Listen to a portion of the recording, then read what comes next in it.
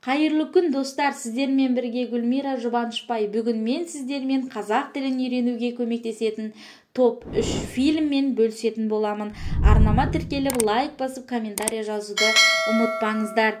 Ең бірінші кезекте «Менің атым Қожа» фильмі. 1963 жылы қазақ фильм студиясы түсірген балалар фильмі. Режиссері Абдолла Қарсақбаев, сценарийі Бердібек Соқпақбаевтың «Менің атым Қожа» повесінің желісімен жазылды. Фильмге өткен ғасырдың 50-ші жылдарындағы қазақ ауылының өмірі арқау болған.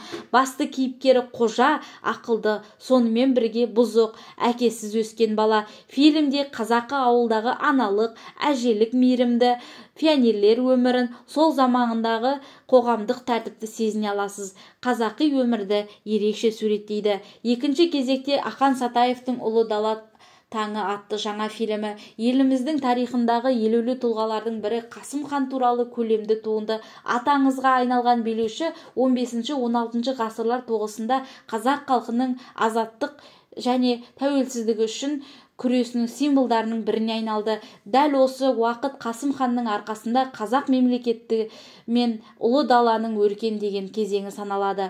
Бұл фильмді көру арқылы сіз тек қана қазақ тарихымен танысып қоймайсыз, онымен қоса тарихи сөздерді көп кездестіресіз. Үшінші кезекте тағы бір тарихи кино жас режиссер Елзат Ескендірдің «Өлара» фильмі. Бұл фильм 2016 жылы Оңтүстік Кореяда өткен халықаралық кинофестивальде үздік деп танылды. Фильмнің атауы яғни «Өлара» сөзі ескі ай бітіп, жаңа ай туғанға дейінгі аралықты білдіреді. Бұл кезеңде аспанда ай мүлдем көрінбейді. «Өлара» кезеңі жыл сайынғы 3 күндік астрономиялық нонсенс болып табылады.